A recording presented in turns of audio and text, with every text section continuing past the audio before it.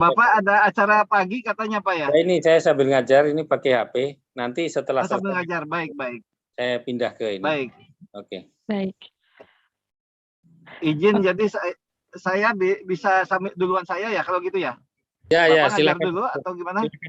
Silakan Pak Guntur dulu. Siap. Bangga. Ya nanti sekitar jam. Siap. Ya.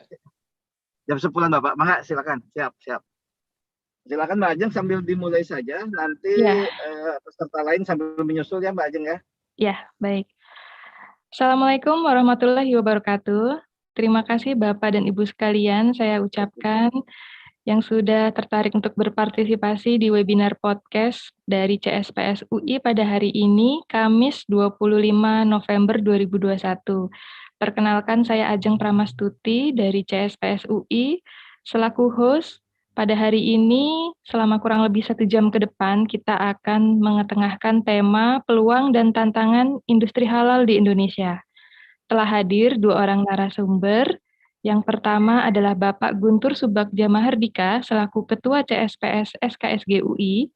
Dan yang kedua adalah Bapak Dr. Andes Muhammad Lutfi Zuddi, MA, PhD, Kepala UI Halal Center.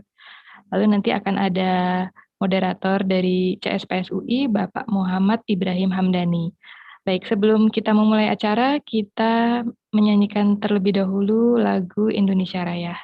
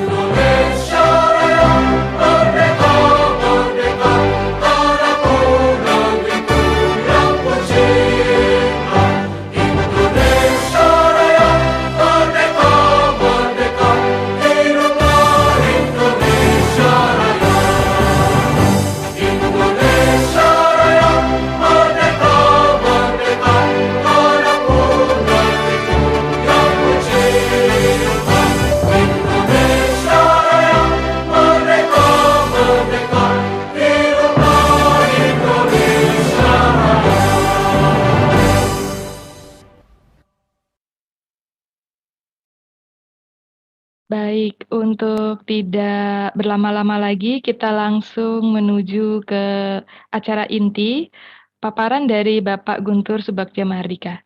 Baik, dipersilahkan kepada Bapak Guntur. Baik, terima kasih Mbak Ajeng, host pagi ini di podcast Center for Strategic Policy Studies SKSG Universitas Indonesia. Terima kasih Dr. Muhammad Lutfi, Ketua Universitas Indonesia Halal Center yang baru diresmikan oleh Bapak Wakil Presiden 2 pekan lalu. Pak Lutfi adalah mantan Wakil Rektor Universitas Indonesia, dan kami merasa bangga dan terhormat dengan kehadiran beliau hari ini, dan kami juga cukup bangga UI berkomitmen untuk mengembangkan Halal Center. Saya Guntur Subagja selaku Ketua Center for Strategic Policy Studies Sekolah Kajian Strategik dan Global Universitas Indonesia. Secara rutin kami melakukan webinar yang terkait dengan isu-isu strategis, dan hari ini kita membahas mengenai peluang dan tantangan industri halal di Indonesia. Saya mungkin akan, mohon maaf karena saya di jalan, saya tidak menyampaikan paparan materi. Tapi saya ingin menyampaikan beberapa hal penting apa yang terjadi saat ini selama pandemi COVID dan bagaimana peluang industri halal ke depan. Pertama, kita ingin bicara bagaimana pemerintahan Jokowi dan Kiai Ma'ruf Amin dalam visi misinya tahun 2019 sampai 2024. Beliau memprioritaskan ada 5 prioritas. Pertama adalah sumber daya manusia. Sumber daya manusia dalam berbagai lini ini menjadi satu hal yang penting dan satu keuntungan bagi Indonesia yang saat ini memiliki bonus demografi yang di mana usia muda kita sangat banyak, sekitar 69%, dan ini menjadi modal sumber daya manusia Indonesia saat ini dan ke depan. Kedua, prioritas pembangunan nasional adalah infrastruktur. Kita memahami betul bagaimana infrastruktur yang sudah dibangun dalam beberapa tahun terakhir ini menjadikan sarana konektivitas yang semakin cepat, termasuk untuk memberdayakan ekonomi. Ketiga adalah penyederhanaan regulasi. Salah satu dari penyederhanaan regulasi, Bapak Wakil Presiden sebagai Ketua Tim Reformasi Birokrasi telah memangkas eselon di pemerintah pusat ya, yang mungkin nanti akan diikuti ke daerah juga. Yang semula eselon itu ada eselon 1, 2, 3, 4. Sekarang di kementerian itu hanya ada eselon 1 dan 2, yang 3, 4-nya menjadi tenaga fungsional. Tujuannya adalah bagaimana pelayanan menjadi lebih baik. Yang jenjangnya sekarang panjang menjadi lebih pendek sehingga masyarakat bisa terlayani dengan baik. Nah, di sisi penyederhanaan regulasinya, pemerintah sudah mengeluarkan Undang-Undang Cipta Kerja yang memangkas banyak undang-undang sehingga banyak terobosan-terobosan yang dapat dilakukan untuk mendorong perekonomian nasional. Nah, yang lainnya adalah transformasi ekonomi. Transformasi ekonomi ada 3 hal yang harus kita cermati. Pertama, memang ada perkembangan megatrend yang terjadi sejak tahun 2000-an. Kemudian perkembangan teknologi yang diawali dengan perkembangan internet ya tahun 92 ke sini, dan kemudian adalah perkembangan perilaku konsumen. Ini perubahan konsumen behavior yang terutama yang terjadi semasa pandemi COVID, dan ini menjadi satu perubahan mendasar yang harus kita adaptasi sehingga semua kegiatan ekonomi bisa bergerak dengan cepat. Nah, Pak Wapres memiliki tugas prioritas khusus dari Bapak Presiden selain tugas-tugas rutin mendampingi Presiden. Pertama adalah pengentasan kemiskinan. Saat ini jumlah penduduk miskin ini sangat besar sekali. Jumlah penduduk miskin sekarang mencapai di atas 10%, itu sekitar 27 juta orang. Dan yang cukup memprihatinkan, sekitar 10 juta orangnya, sekitar 4%-nya itu adalah penduduk yang mengalami kemiskinan ekstrim. Yang menurut standar Bank Dunia, belanjanya per harinya adalah $1,9. Jadi itu ada sekitar 10 juta jiwa. Ini yang menjadi konsentrasi bagaimana pemerintah bisa mengentaskan kemiskinan. Kedua, pemberdayaan UMKM. UMKM selama pandemi COVID ini mengalami dampak pandemi ada 83%, ini menurut hasil penelitian dari UI ya, Fakultas Ekonomi. 83% UMKM yang terdampak pandemi terdampak negatif ya. Ada 5% yang terdampak positif, itu di sektor-sektor kesehatan, sektor pertanian, dan sektor-sektor pangan lainnya. Nah, UMKM kita ada 64 juta. Tapi kalau kita lihat struktur UMKM kita, itu sebenarnya 97% adalah usaha mikro. Usaha mikro ini kita masih bisa memilah apakah memang betul mereka sebagai usaha atau hanya sekedar untuk mendapat nafkah untuk menyambung hidup gitu ya. Itu kategorisasi ini kelihatannya harus direview sehingga usaha mikro mana yang bisa masuk kategori usaha dan mana hanya untuk aktivitas yang memang sekedar menyambung pencari nafkah untuk kebutuhan sehari-hari. Nah, dari 64 juta usaha mikro ini, kita baru punya usaha kecil sekitar 1% ya, tidak banyak. dan usaha besar 0,2%. Ini sangat kecil. Nah, ini yang menjadi tantangan. Nah, ketiga, refocusing Pak Wapres adalah pengembangan industri halal dan ekonomi syariah. Nah, ini yang nanti akan kita bahas lebih mendalam. Ada 4 prioritas beliau. Pertama adalah satu, pengembangan ekonomi dan keuangan syariah. Kita sudah memulai keuangan syariah sejak 92 ya. Dan sekarang kita sudah memiliki beberapa bank, dan satunya adalah bank yang cukup besar, masuk 10 papan atas setelah merger 4 bank BUMN, yaitu Bank Syariah Indonesia.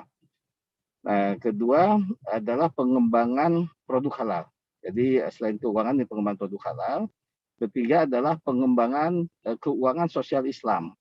Ini adalah JISWAP ya, Zakat Infak Sedekah, yang potensinya juga sangat besar, dan ini bisa menjadi solusi untuk pengentasan kemiskinan.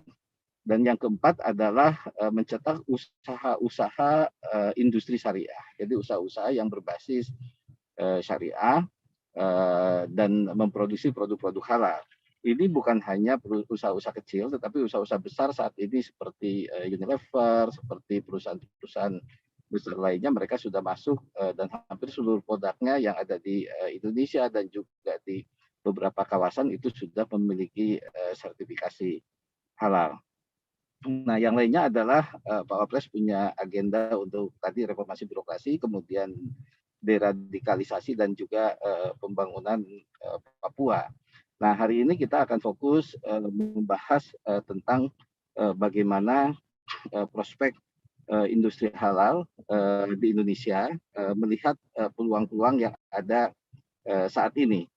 Saya akan melihat dari hasil kajiannya Global Islamic Economic Index yang terbaru tahun 2000, di mana dari ada 6 sektor industri halal dunia yang menempatkan Indonesia dalam beberapa kategori masuk dalam 10 besar, namun dalam beberapa kategori lainnya kita masih ada di bawah. Pertama adalah industri makanan halal, industri food ya, food. Nah, yang harus kita cermati, menurut data Dinar Standard tahun 2020-2021, mungkin teman-teman akan kaget kalau lihat daftar eksportir negara-negara eksportir produk halal dunia. Jadi kalau menurut data terakhir, ini terbaru, produk halal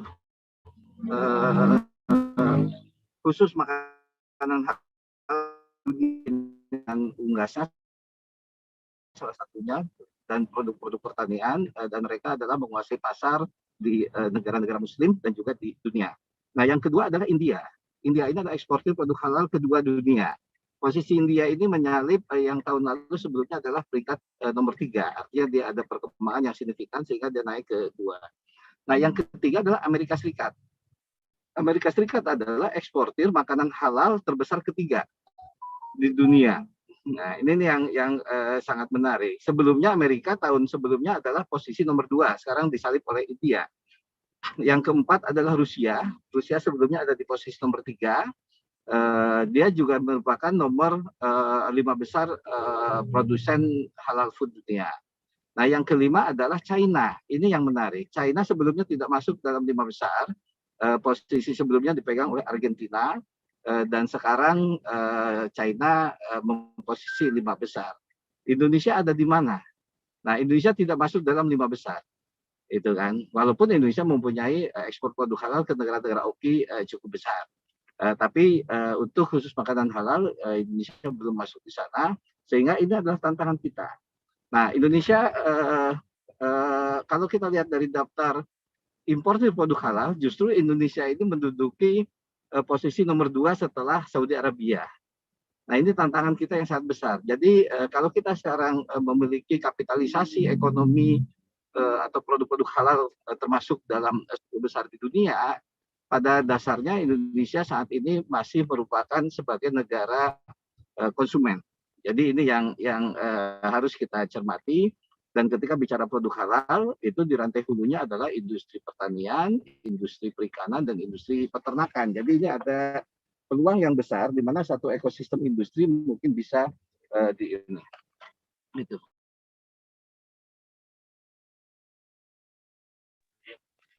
Nah, jadi tantangan di makanan halal ini sangat besar. Nah, apa yang harus dilakukan ketika pemerintahan Bapak Presiden Jokowi dan Bapak Kiai Maruf Amin mentargetkan bahwa Indonesia pada 2000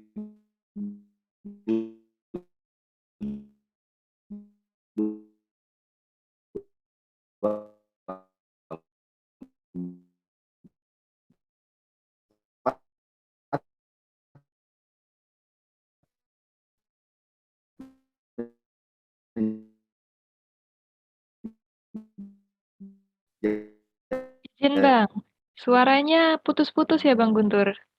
Iya, suaranya putus-putus nih kayaknya.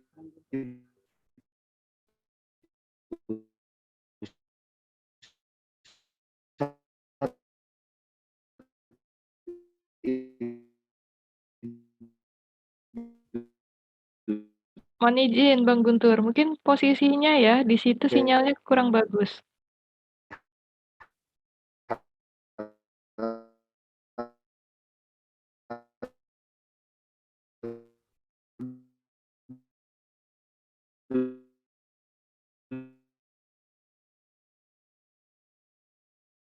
memetakan produk-produk unggulan.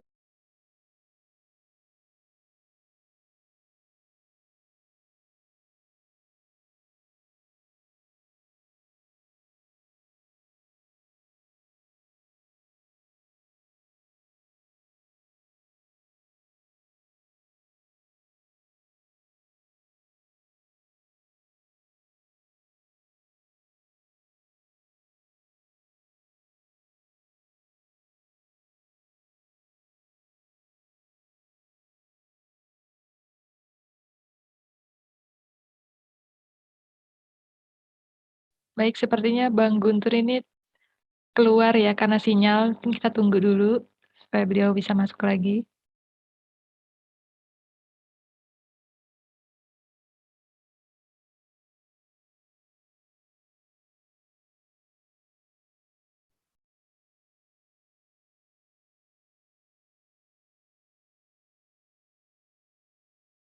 Suara saya Sudah terdengar, Bang Guntur, sudah silahkan. terdengar lagi ya. Mohon maaf Sudah terputus. terdengar. Jadi saya lanjutkan.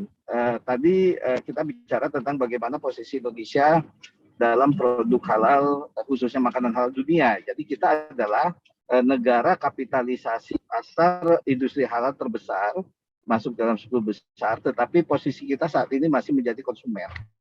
Ini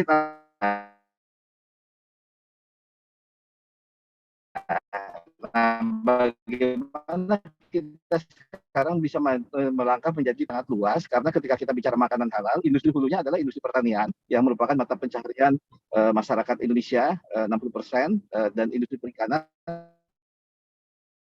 industri-industri hilir dari produk perikanan, pertanian dan peternakan. Nah, apa yang harus dilakukan agar Indonesia sebagaimana visi Presiden Jokowi dan Wapres Kiai Maruf Amin bahwa 2024 Indonesia menjadi pusat industri halal dunia. Nah, yang pertama adalah kita harus memapping produk-produk halal existing yang saat ini sudah ada.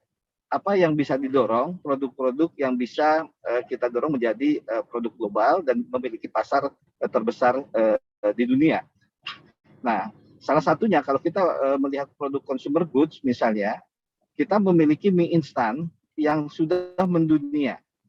Mie instan Indofood misalnya, ini sudah menguasai pasar di Asia, dan sekarang menguasai pasar di Timur Tengah sama Afrika Utara, di MENA ya, Middle East and North Africa.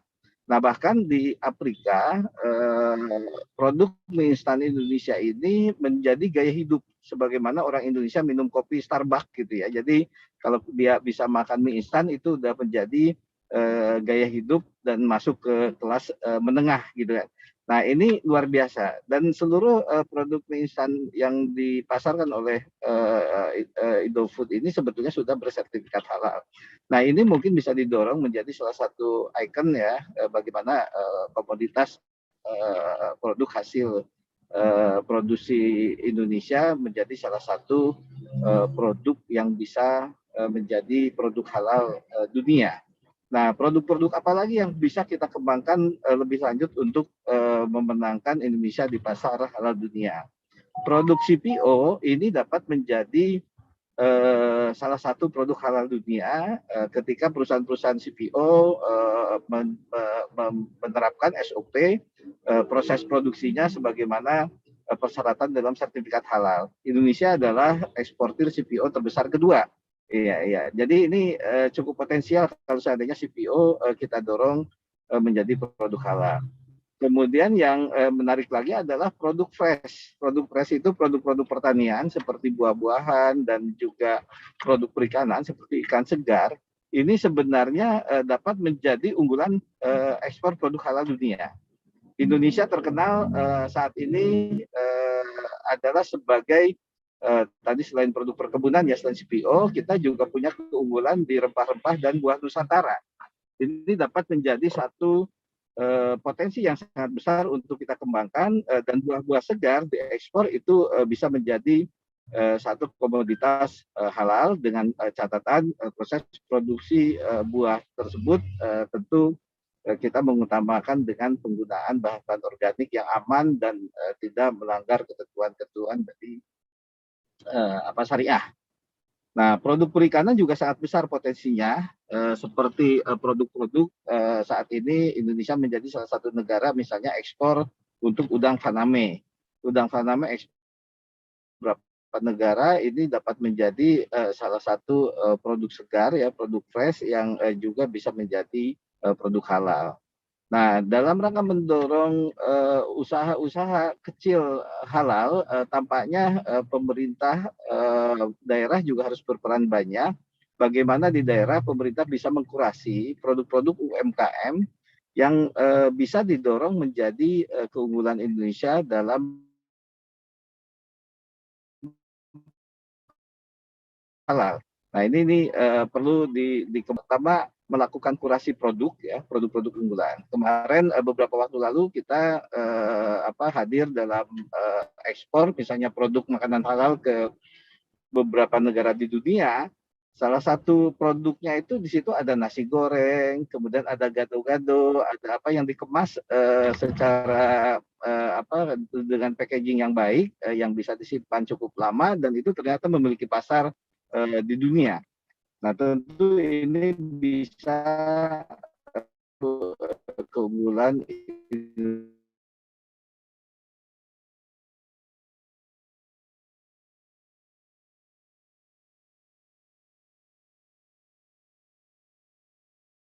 Indonesia dalam dunia.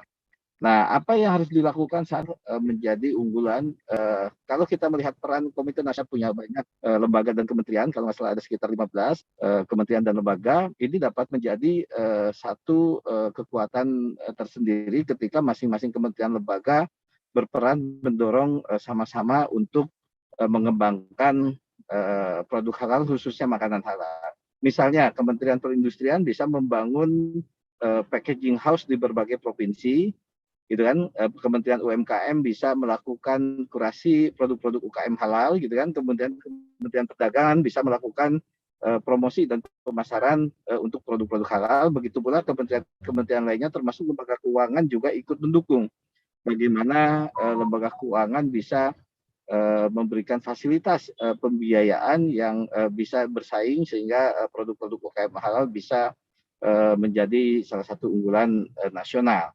Nah, yang kedua adalah di Islamic Finance. Islamic Finance Indonesia berkembang cukup pesat. Saat ini Indonesia masuk di 6 besar untuk kapitalisasi pasar keuangan Islam. Nah, apa yang mendorong Indonesia bisa masuk 6 besar? Itu salah satunya adalah Indonesia termasuk penerbit sukuk negara terbesar ketiga di dunia. Saat ini jumlah sukuk yang diterbitkan di Indonesia itu outstandingnya sekitar 147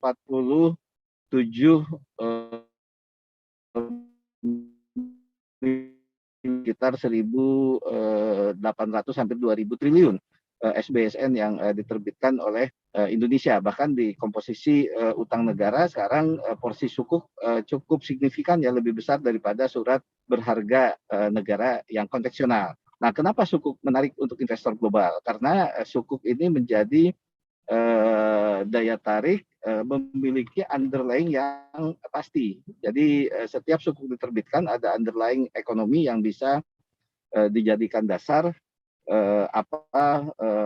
penggunaan dari dana-dana investasi yang diperoleh melalui sukuk itu sendiri. Nah, kedua, perbankan syariah. Perbankan syariah kita kapitalisasinya baru sekitar 600-an triliun ya. Ini masih perlu didorong lebih besar lagi karena kalau melihat potensi penduduk Indonesia yang 250 juta muslim, mestinya bank syariah memiliki aset 600 triliun saat ini. Nah, pada 2023 ada kewajiban dalam Undang-Undang Perbankan Syariah, bank-bank unit usaha syariah untuk melakukan spin-off. Itu adalah melakukan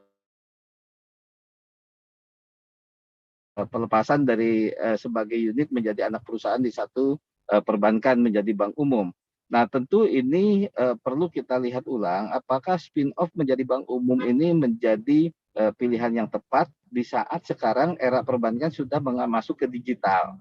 Nah, saya mengusulkan, CSPS mengusulkan bagaimana kalau bank-bank syariah yang unit usaha ini dijadikan menjadi bank digital syariah.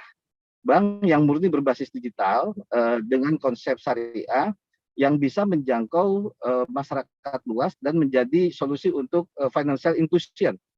Jadi ini yang ini, karena dengan syariah ini bisa menjangkau masyarakat lebih luas dan investasinya jauh lebih sedikit ketimbang bank-bank itu harus membuka cabang-cabang tradisional, cabang-cabang konvensional di beberapa wilayah. Nah, semoga spin-off yang nanti pada 2003 menjadi mandatori bagi semua unit usaha syariah, karena itu menjadi satu kewajiban, dapat diarahkan menjadi bank digital. Sekarang bank konvensional sudah banyak yang menutup cabang-cabangnya. Jadi kalau memilih menjadi bank umum syariah tradisional, artinya bukan berbasis digital, mungkin ini juga akan menjadi sesuatu yang tidak memiliki nilai tambah dibandingkan bank-bank syariah lainnya. BPD-BPD di Indonesia sebagian sudah memiliki unit usaha syariah, bisa jadi ke depan mengembangkan unit usaha syariah yang digital. Nah, kemudian di sektor mikro banyak potensi di keuangan syariah yang bisa dikembangkan. Salah satunya misalnya pemerintah memiliki dana LPDB yang jumlahnya nggak sedikit dari lembaga pengelolaan dana bergulir yang nilainya 4,3 triliun kalau nggak salah. Ini bisa dioptimalkan untuk lembaga-lembaga keuangan mikro syariah seperti BMT dan koperasi syariah dengan pola pembiayaan yang basisnya bagi hasil dan untuk sektor-sektor produktif. Nah, memang ada beberapa kendala dari beberapa masukan dari pelaku usaha lembaga keuangan mikro. Salah satunya adalah persyaratan yang sangat ketat, termasuk di situ ada kewajiban agunan. Tantangan pemerintah adalah ini, bagaimana agunan untuk channeling misalnya pembiayaan dari sumber dana EPDB yang kalau ekuivalen marginnya atau bunganya itu sekitar 3%, ini akan memiliki daya saing yang tinggi ketika dimanfaatkan oleh ekonomi syariah. Nah, yang lainnya adalah potensi zakat, infak, sodako. Zakat potensinya sangat besar dan ini bisa menjadi salah satu tools partisipasi masyarakat untuk mengentaskan kemiskinan, khususnya untuk mengatasi kemiskinan ekstrim yang sebagian besar terjadi akibat pandemi COVID. Nah, yang potensi jauh lebih besar adalah di wakaf. Potensi wakaf kita per tahun ini hampir 200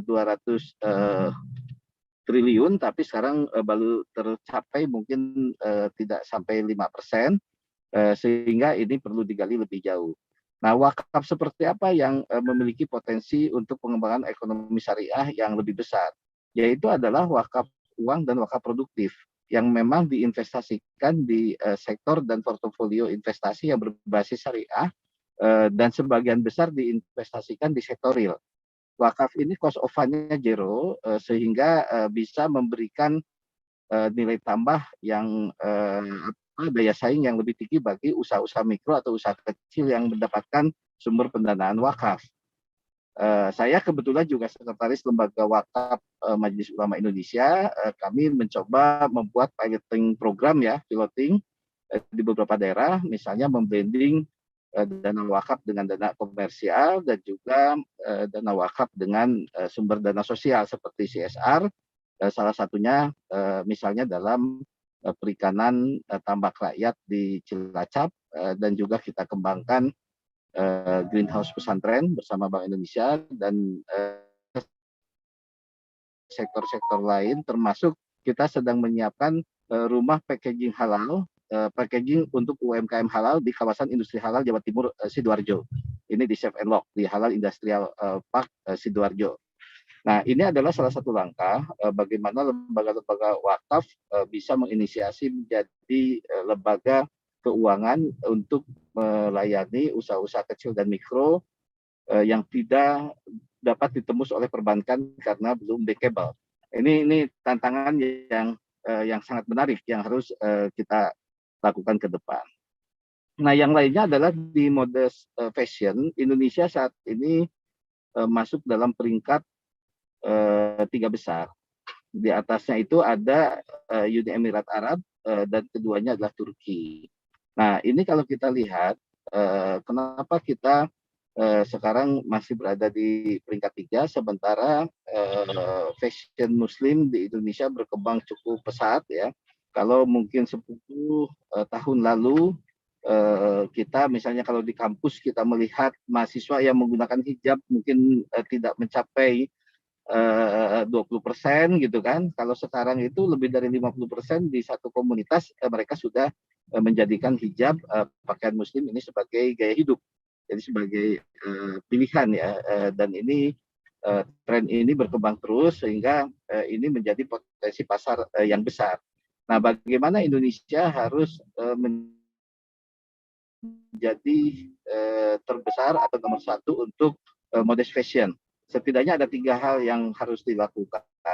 Pertama, Indonesia membentuk inkubasi ya, pusat inkubasi untuk mengembangkan industri kreatif desain dan produksi untuk modest fashion. Ini yang ini Kak.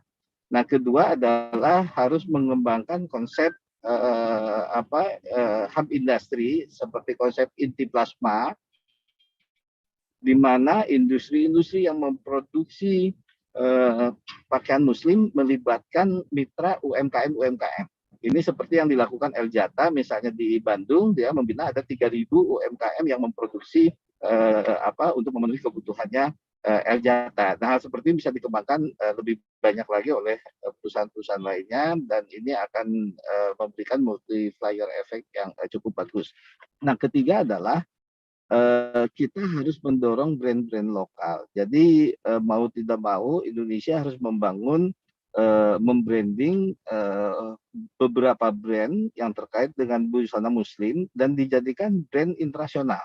Jadi kita tidak lagi hanya misalnya tergantung pada brand LV yang sekarang juga sudah ada yang mengarah ke pasar muslim atau brand-brand internasional lainnya yang cukup besar.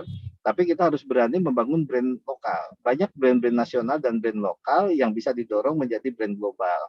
Nah, tentu selain pasar global, karena Indonesia memiliki penduduk yang cukup banyak, 250 juta, dan sekitar 50%-nya adalah wanita, dan 70%, 80%-nya adalah muslim, ini menjadi pasar besar juga untuk produk nasional. Nah, bagaimana kan produk-produk dalam negeri, bukan produk impor. Termasuk perlengkapan ibadah. Kita prihatin pada sebelum masa pandemi, perlengkapan ibadah untuk umroh misalnya, di mana Indonesia bisa memberangkatkan 1 juta orang umroh setiap tahunnya, itu sebagian besar adalah produk impor, diimpor dari China dengan alasan harganya lebih murah. Murah iya, tetapi impact ekonomi dan dampak negatif terhadap ekonomi nasionalnya adalah cukup besar. Nah, produk-produk yang sifatnya punya captive market di Indonesia sudah saatnya kita kembangkan menjadi dengan brand dan produk-produk nasional. Jadi kalaupun ada pelaku pemain global internasional yang masuk ke sektor itu, kita harus menarik mereka membuka direct investment di Indonesia, sehingga bisa menyerap lapangan kerja dan juga bisa memberikan nilai tambah yang lebih baik bagi Indonesia. Nah, di sektor lainnya adalah kosmetika dan farmasi. Saat ini posisi Indonesia masih di bawah ya, kita masih berada di peringkat 9 dibandingkan beberapa negara lain, dan yang tertingginya adalah di industri farmasi dan kosmetika ini adalah Singapura, kedua Malaysia, ketiga Netherlands, keempat Belgia, dan kelima Prancis, dan Indonesia ada di posisi 9. Nah, kalau kita melihat pasar muslim, seharusnya farmasi dan obat-obatan halal ini menjadi satu produk yang harus dikembangkan secara strategis oleh Indonesia, karena pasar muslim kita sangat besar, bukan produk impor. Nah, Indonesia di sektor farmasi sangat dikenal sejak zaman masa penjajahan dahulu, maka ada beberapa lokasi di Bandung itu menjadi pusat-pusat farmasi. Itu kan, ini kayak Pasteur, kayak apa itu dulu laboratorium farmasi yang memang bisa dikembangkan lagi inspirasinya untuk Indonesia menjadi pusat farmasi halal. Nah, di sektor industri kosmetika juga sama. Indonesia punya penduduk yang besar, 250 juta penduduk muslim, ini menjadi pasar yang besar. Dengan Indonesia bisa menjadi pemain utama di kosmetika nasional saja, itu otomatis Indonesia menjadi memegang pangsa pasar global cukup signifikan, karena penduduk muslim Indonesianya cukup besar. Nah, ini perlu kita kembangkan. Kita sekarang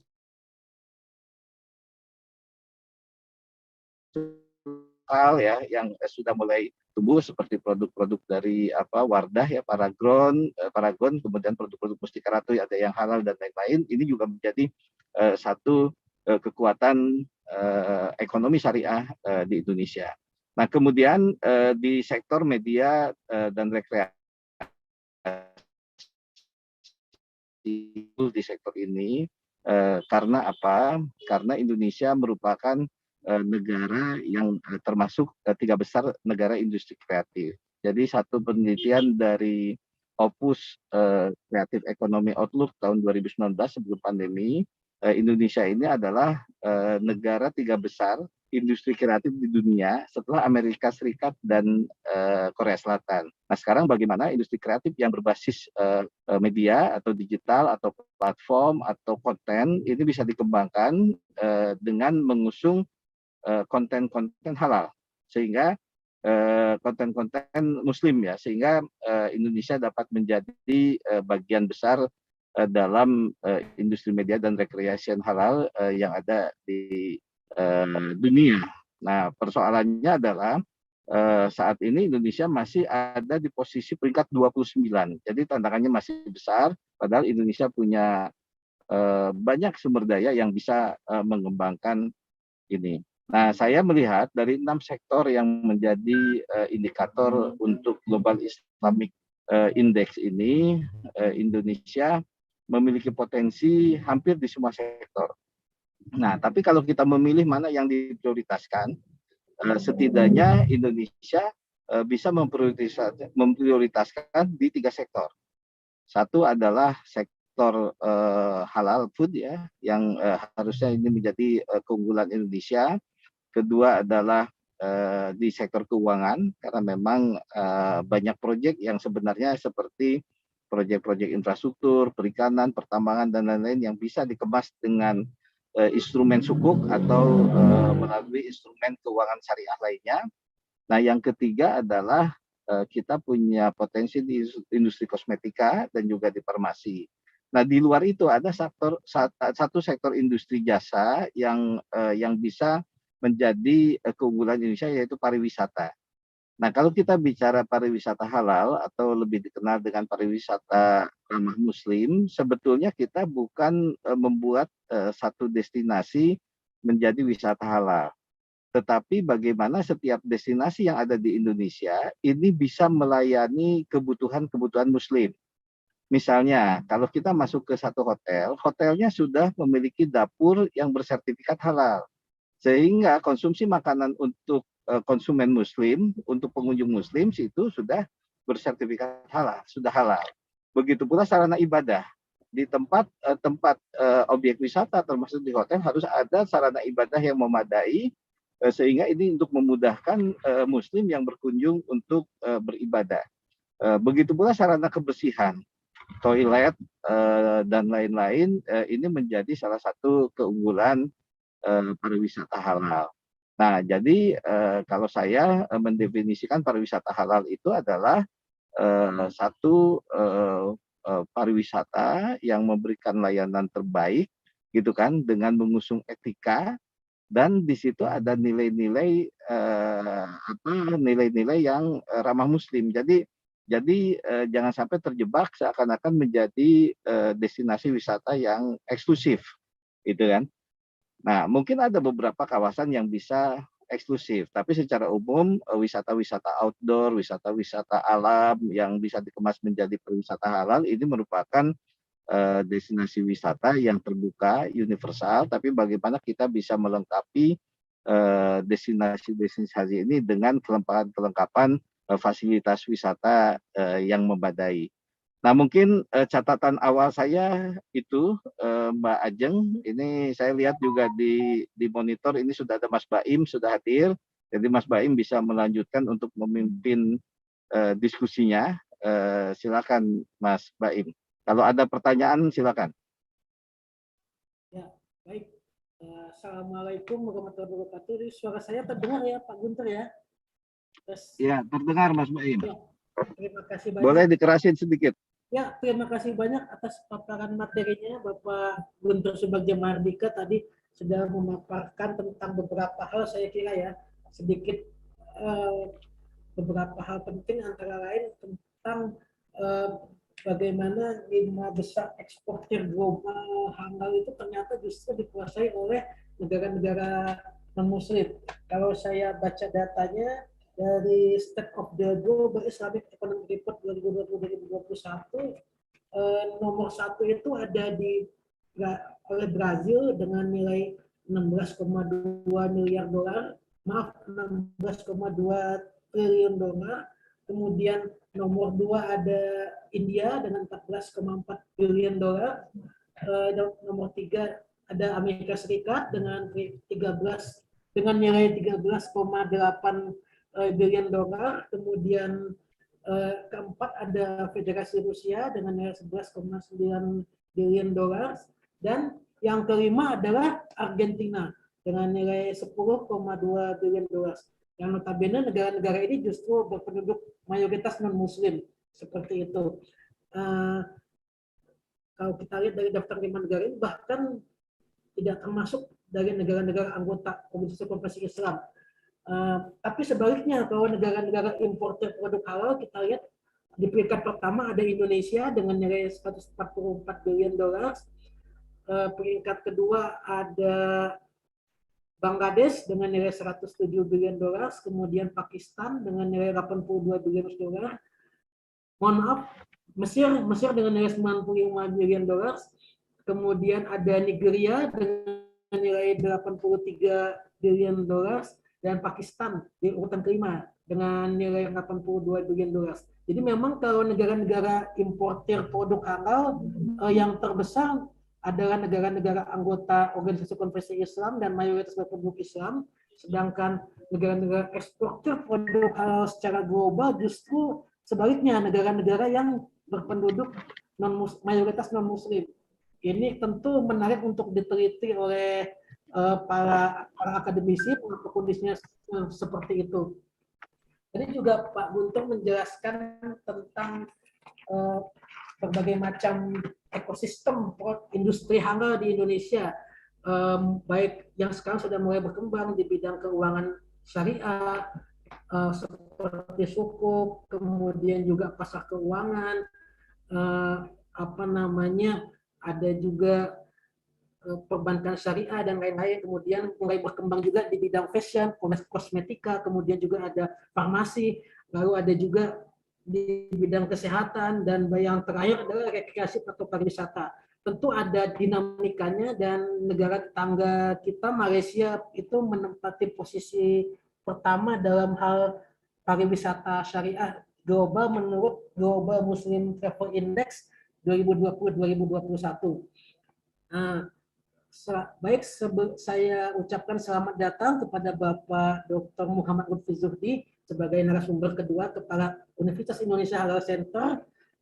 Terima kasih Bapak. Assalamualaikum warahmatullahi wabarakatuh. Baik, untuk menyingkat waktu, selanjutnya saya serahkan kepada Bapak Muhammad Lutfi Zuhdi sebagai narasumber. Dipersilakan Pak Lutfi. Apakah sudah hadir? Oh, mungkin masih Pak belum. Lutfi sambil mengajar tadi minta jam 10. Oh ya, beliau udah. Oke. Iya, iya. Ya, baik.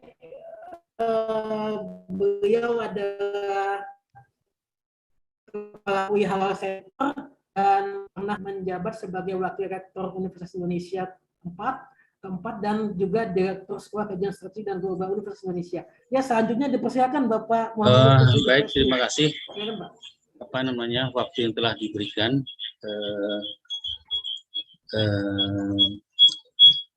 Sebentar nih, ada bunyi-bunyi, saya mati dulu satu lagi.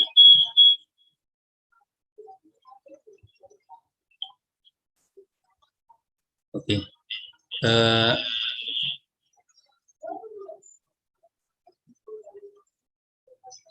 Selamat siang, Assalamualaikum warahmatullahi wabarakatuh. Bapak Guntur Subagio sebagai Waalaikumsalam. asisten staf khusus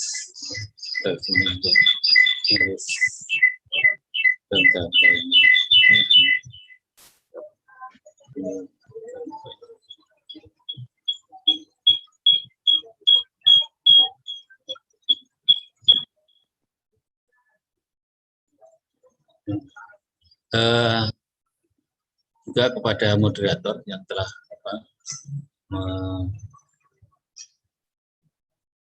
memoderatori acara ini dan para hadirin sekalian. Ini adalah kesempatan yang baik sekali di dalam membicarakan yang sangat penting dan diperhatikan oleh banyak negara, bukan hanya negara-negara Islam, tapi juga negara non-Muslim, ya. Dan sebagaimana tadi sudah dijelaskan, dan mungkin nanti juga penjelasannya ada sedikit samaan dengan apa yang dijelaskan oleh pembicara yang awal tadi. Izinkan saya untuk untuk share screen, ya. Share screen ini, saya share screen slide.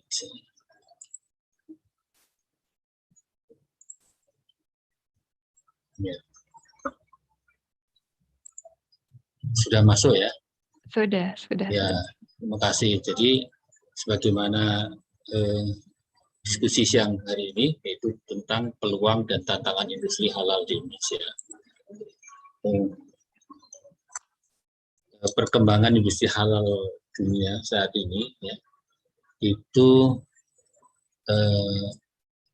dianggap ya cukup pesat, ya, bahkan sangat pesat, ya, baik di negara mayoritas Muslim maupun di negara non Muslim, ya.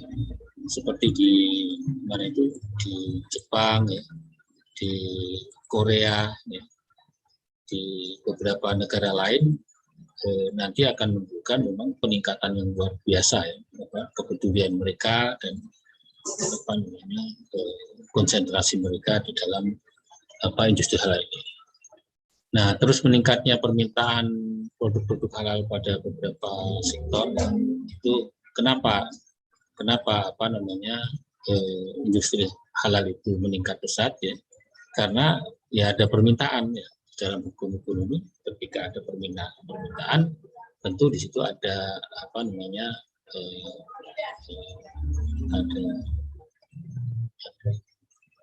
ada yang menyiapkannya ya. Nah, di dalam hal apa? Dalam makanan, perbankan, pariwisata, kosmetik, ya, pendidikan, fashion, transportasi, seni dan lain sebagainya, termasuk lifestyle. Nah, negara-negara di belahan dunia ini menganggap bahwa industri halal itu merupakan peluang bisnis ya yang sangat menjanjikan. Jadi bukan masalah halal dan haramnya. Ya.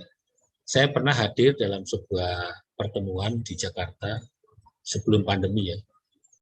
Itu dihadiri oleh discussion dihadiri oleh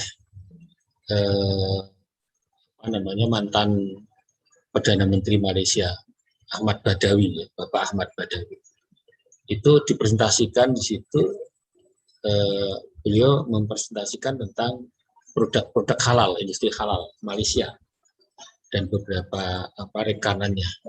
Nah, yang tampil di situ ya maaf di sini hampir 95% itu adalah dari saudara-saudara kita Tionghoa itu.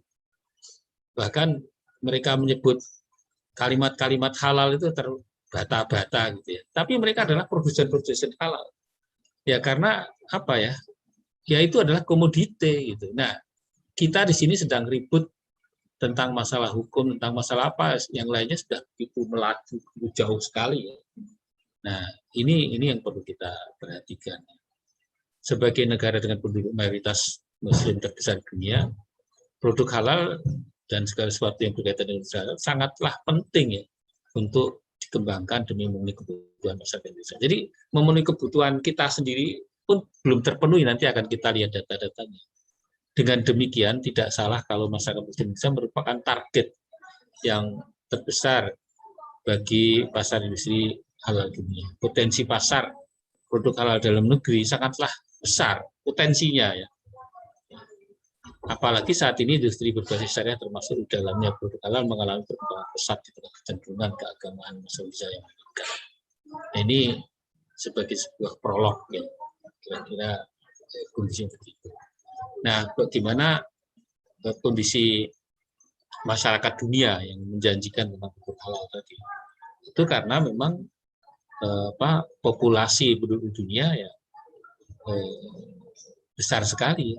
Tapi kalau kita lihat di dalam peta ini yang paling besar juga di Asia. Ya. Di Asia ini Asia Selatan dan Asia Pasifik itu ada 62% penduduk dunia, penduduk Muslim dunia. Tapi bukan hanya itu, sebetulnya lebih jauh lagi adalah porsi ekonomi dunia juga di situ itu di Asia Selatan dan Asia Pasifik ya itu sudah 60%. Nah, sehingga perhatian dunia yang dulu di Timur Tengah dan Eropa gitu, itu sudah bergeser ke sekarang ada istilah Indo-Pasifik ya. Indo-Pasifik itu istilah Amerika. Kalau yang lama biasa disebut dengan Asia Pasifik dan South Asia. Nah, karena tingkat kepentingan dunia dalam bidang bisnis, dan sebetulnya bukan hanya bisnis, karena itu juga mengikut politik juga dan militer ya. Nah, Amerika juga sebenarnya sudah mengalihkan perhatiannya dari Timur Tengah seperti saya katakan tadi ke Asia atau Indo-Pasifik tadi. Tentaranya dipindah ke situ, armadanya juga dipindah ke situ, ya. Perhatian politiknya juga ke situ. Nah, ini Indonesia itu di tengah-tengah wilayah yang sangat penting ya, yang sangat penting. Ya.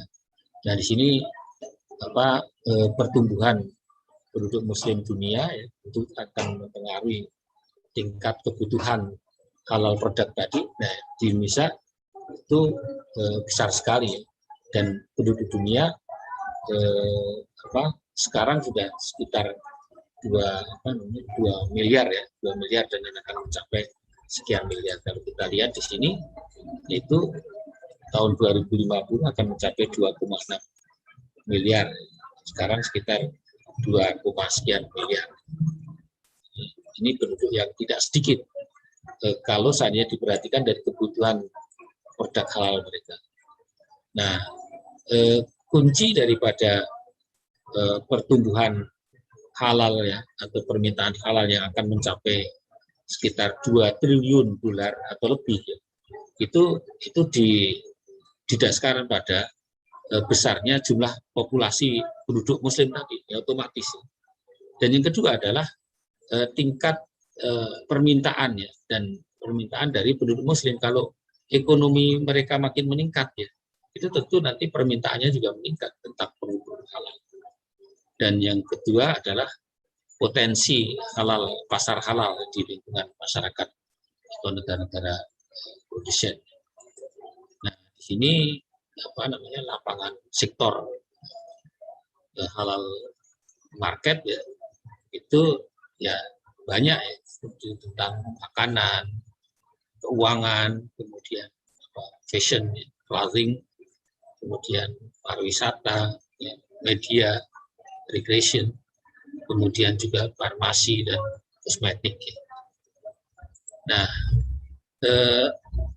tadi seperti kita katakan, penduduk ya, demografi itu juga akan berpengaruh, di mana sekarang sudah ada hampir 2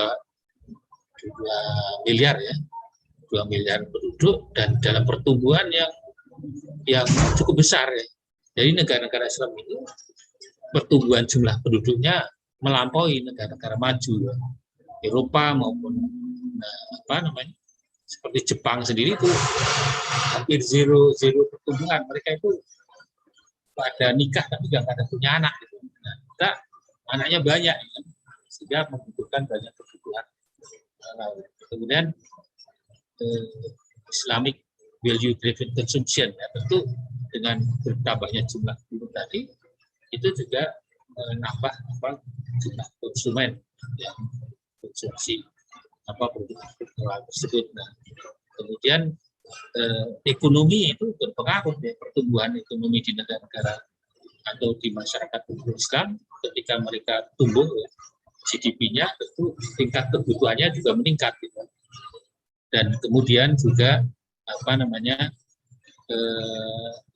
pertumbuhan negara-negara Islam ya itu cukup baik ya. Di negara Islam ini ada beberapa negara yang dianggap sebagai negara yang sedang bertumbuh dengan pesat seperti Indonesia, Turki, Saudi Arabia. Nah, ini juga tentu akan mengubah percepatan kebutuhan. Nah, kalau kita lihat tadi sudah disinggung oleh Mas Ibrahim ya, bahwa sebetulnya produsen yang terbesar bagi produk halal dunia ini ya bukan negara Islam. Di sini kalau kita lihat Brazil dan angkanya itu mungkin sudah lebih ya, karena di sini baru saya lihat yang terakhir di laporan yang terakhir itu sudah mencapai 5 miliar ya, ini baru 4,7 dan sasaran ekspornya ke Saudi gitu. Nah, kemudian yang nomor 2 itu dari India, sasaran ekspornya justru Malaysia. Tapi Malaysia mungkin diproduksi lagi, kemudian dikirim ke negara lain termasuk ke Indonesia ya. Karena nanti di bawah juga akan ada data bahwa Indonesia adalah pengimpor halal food yang terbesar di dunia gitu. Ya. Nah, ini si Australia itu adalah pengekspor produk halal terbesar nomor 3 di dunia. Ya, marketnya yang terbesar di Indonesia. Nah, ini tadi pertumbuhan global yang dihabiskan untuk halal food itu sampai 2 triliun dan akan terus bertumbuh ya sampai 3 triliun dalam 2030. Nah, ini potensi pertumbuhan yang pertama tentang kosmetik ya, saya kira tinggi sekali, kemudian agriculture, kemudian farmasi, kemudian finance, kemudian logistik dan travel. Mungkin travel ini sekarang agak sedikit terganggu ya karena situasi Nah ini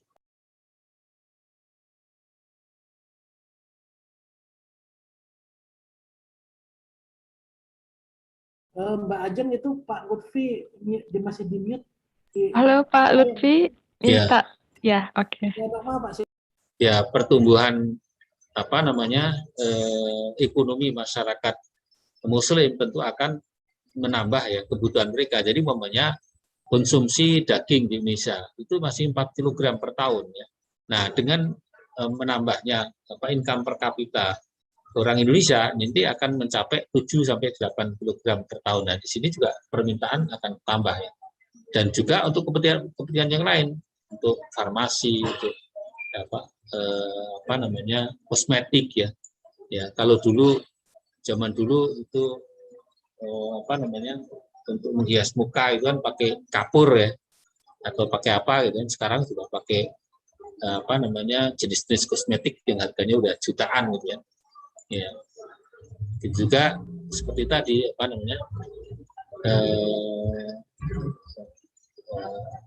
dana yang dihabiskan ya, konsumen untuk membeli makanan ini meningkat ya, tahun 2019 ya 20 sekarang diperkirakan sudah mencapai 3 miliar dolar ya.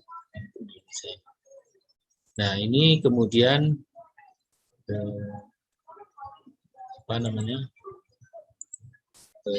untuk clothing atau fashion ya itu sudah mencapai diperkirakan mencapai 484 miliar ya. Jumlah yang cukup besar sekali. Kemudian tantangannya itu adalah bagaimana pengembangan ya strategik kolaborasi dan kerjasama ekonomi ini bisa dilakukan dengan baik. Kalau itu tidak bisa dilakukan itu akan sulit ya. Kemudian market ya, pasar, perkembangan pasar itu juga harus dilihat. Namanya pasar yang belum tersentuh ya, karena kita rebutan pasar di Timur Tengah, semuanya mengekspor ke Timur Tengah itu juga terlalu padat ya. Yang kita hadapi sana, kita coba meniti pasar-pasar non tradisional di Afrika Utara gitu ya, atau di negara-negara lain yang penduduk Muslimnya cukup banyak, tetapi belum mendapatkan perhatian yang baik ya. Dan tentu diperlukan juga intelligence market ya, artinya bagaimana mengidentifikasi ya pasar ya. Itu kalau kita lihat ya mana itu pada produsen luar negeri Korea gitu kan, ketika mereka ingin memasarkan barang dagang Indonesia, mereka mengirim intelijen dulu ke Indonesia ya, belajar bahasa Indonesia, belajar budaya ya. Nah, mereka memberikan informasi yang akurat tentang kebutuhan bangsa Indonesia ya. Nah, ini juga perlu dalam hal ini dilakukan ya. Dan kemudian termasuk juga pemasar ini adalah melihat peluang-peluang yang ada di pasar-pasar dunia ya, yang kemudian yang belum tersentuh oleh negara lainnya. Dan mungkin perlu ada misi-misi khusus ya tentang perdagangan ya, delegasi-delegasi, kemudian ada mungkin pasar dunia tentang. Saya pernah diundang atau di Turki ya. Turki itu melakukan semacam pertemuan dagang dunia. Nah, mereka pilah menjadi beberapa negara, yaitu negara-negara Asia, negara-negara Afrika, dan negara-negara Eropa gitu. Nah, itu bisa kita adakan di Indonesia. Jadi pertemuan pengusaha-pengusaha, kita mengundang pengusaha luar negeri ya untuk hadir di dalam menjalin hubungan perdagangan khususnya untuk produk-produk halal ini ya. Nah, ini saya kira terobosan-terobosan seperti ini, perjanjian ini harus ditempuh ya. Ya. Nah, ini saya kira tadi sudah sebagian sudah kita sebutkan ya. Proses halal mulai dari education dan riset, kemudian kalau terkait dengan halal integrity network itu dimulai dari halal logistik, halal network, dan halal certification body, karena memang sertifikasi ini menjadi sesuatu yang penting ya. Kita alhamdulillah sudah punya landasan regulasi dari pemerintah nomor 31 tahun 2014 ya tentang undang-undang JPH. Tetapi memang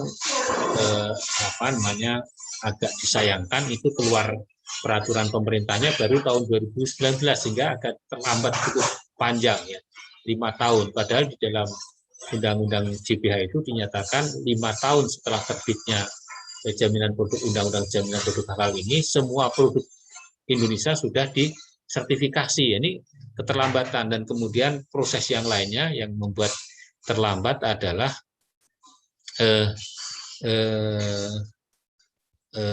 ketika pada awalnya ketika realisasi landasan hukumnya itu belum berjalan secara sempurna, semuanya ditangani oleh MUI, mulai dari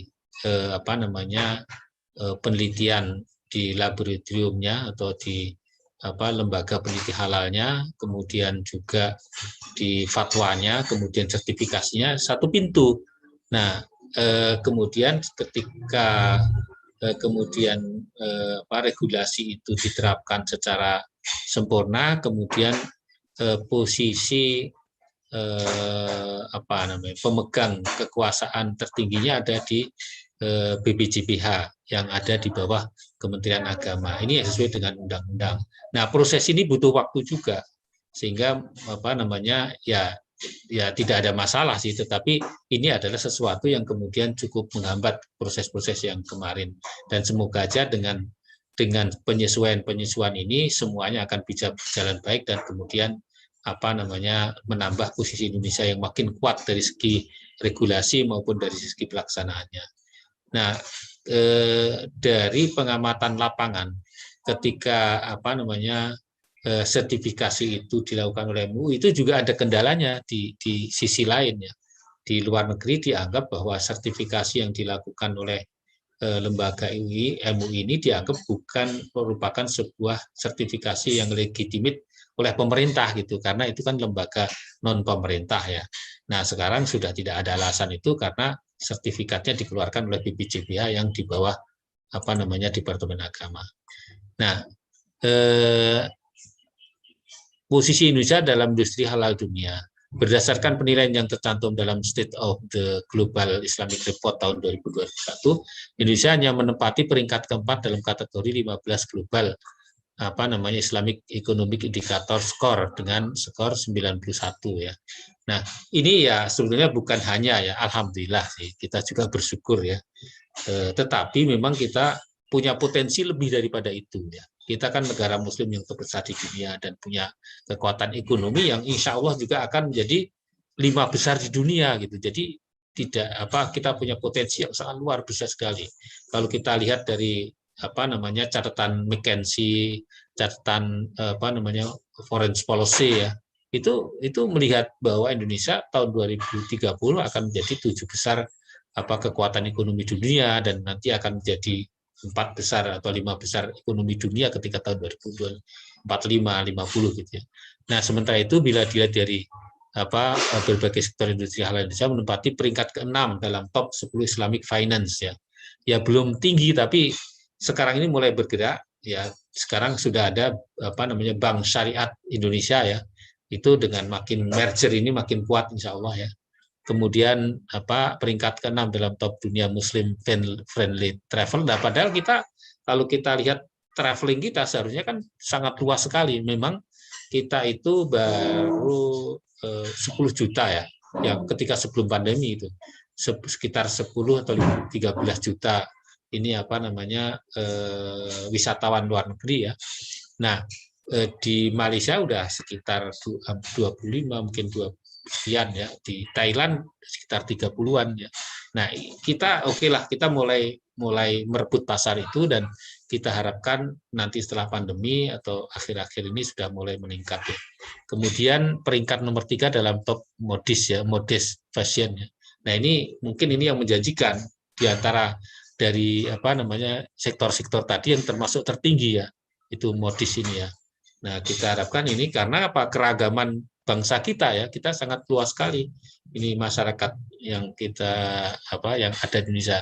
Kemudian di sektor halal nomor 4, halal food ya, media dan recreation nomor 5, farmasi nomor 6. Nah, farmasi ini memang kita masih belum terlalu banyak masuk di situ di dalam halal produknya. Kenapa? Karena 90% bahan farmasi ini masih diimpor ya, sehingga kita belum bisa terlalu melakukan masuk ke situ. Kalau masuk ke situ nanti akan kesulitan untuk kepentingan kesehatan bangsa Indonesia. Nah, langkah awal adalah apa yang dilakukan oleh pemerintah itu adalah bagaimana Indonesia memproduksi ya bahan-bahan farmasi tersebut di dalam negeri. Untuk halal food yang merupakan pengimpor terbesar halal food dunia, belum mampu menjadi produsen industri halal terbesar di dunia. Baru nomor 4 ini kita harapkan kita bisa mengejar itu. Sudah saatnya Indonesia bangkit dan menjadi role model dalam industri halal dunia. Bahkan pemerintah sudah menyuarakan cita-cita bahwa Indonesia bisa dan sangat mungkin menjadi kiblat industri halal dunia atau menjadi pusat halal industri dunia. Konsumsi masyarakat Indonesia terhadap produk halal sangat besar, bahkan terbesar. Ini kalau kita lihat datanya yang saya ambil dari mana ini, ASEAN Post ya, itu Indonesia nomor 1 sebagai importer ya, itu 169 ya miliar ya, 7, Turki 21,1 miliar, Pakistan, Egypt, Bangladesh, dan Saudi Arabia. Nah, eksportir itu bukan negara Islam ya. Ini bahkan di antara 1, 2, 3, 4, 5, 6, 7 negara terbesar eksportir ini bukan satupun negara Islam. Brazil nomor 1, Australia nomor 2, India, Prancis, Cina ya, Sudan. Nah, Sudan aja itu mungkin kalau negara OIC ya. Kemudian Nederland ya. Ini yang menjadi Nah, sekarang tantangan ataupun hambatannya apa ya? Yang pertama mungkin dari faktor eksternal, yaitu banyak negara pesaing ya, tentu negara pesaing di antara Malaysia, Brunei, kemudian Thailand, di sini belum masuk Thailand ya, Uni Emirat tadi termasuk negara-negara besar tadi ya. Itu nah, Thailand itu ada tokoh di sana, ada Profesor Winnie Dahlan ya. Dia adalah cucunya Ki Ahmad Dahlan yang sangat konsentrasi sekali di Universitas Chulalongkorn ya. Nah, kita perlu membesarkan nih pusat halal riset di Universitas Indonesia ini ya, tidak kalah dengan yang lain. Kita memang mulainya sudah akhir ya, tetapi tidak ada kata terlambat ya. Ya, kita baru launching minggu kemarin tanggal 11 November oleh Bapak Wakil Presiden Republik Indonesia Bapak Kiai Haji Ma'ruf Amin. Insya Allah kita akan terus ini genjot ke depan ya. Saya akan mengantarkan ini pusat halal center ini untuk bisa maju dan memberikan kontribusi yang nyata terhadap bangsa ini, dan tadi bahwa cita-cita Indonesia menjadi pusat industri halal riset halal dunia akan terwujud ya. Ya, kita bagian kecil sih, bagian kecil banget, cuma ya bercita-cita besar ya, itu ya.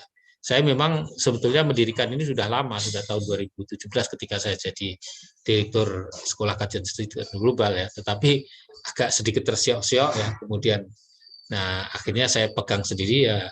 Saya sebetulnya saya mendorong saja itu, nanti kalau sudah berjalan ya saya undur diri ya dari pusat halal riset ini ya, mendorong aja. Nah, belum kemudian faktor yang lain, belum adanya standarisasi sertifikasi halal internasional. Ya, meskipun sebetulnya sekarang ini sudah ada the Standards of Methodology Institute for Islamic Countries ya, atau SMIAG ya, tetapi ini masih ada kendala di beberapa negara, masih belum diakui. Nah, ini sudah merupakan suatu kemajuan sih. Kalau dulu itu memang salah satu ya tadi bahwa kita sudah sertifikasi, tapi kadang-kadang masih ditolak di negara lain. Tetapi karena kita sekarang sudah masuk menjadi anggota ini, ya kita harapkan nanti kita bisa masuk sebagai sebuah negara yang kompetitif ya, di negara-negara OKI ya, di negara-negara OIC ya. Itu kita harapkan begitu. Nah, kemudian kalau tantangan ke dalam ya, kurangnya awareness ya. Nah, ini juga perhatian dan pemahaman ya masyarakat Indonesia tentang konsep halal ini masih kurang ya. Kita perlu terus ini kan mereka mengatakan ini kan kita mayoritas Muslim ya kan sudah halal, belum tentu ya. Kan orang Muslim sendiri kadang-kadang juga menyembelih ayam atau makanan barang itu dia juga belum ada jaminan kalau belum ada penelitian tentang hal itu ya, karena ya itu kan menyembelih secara baik itu kan juga perlu cara, perlu aturan, perlu bimbingan, perlu latihan gitu ya.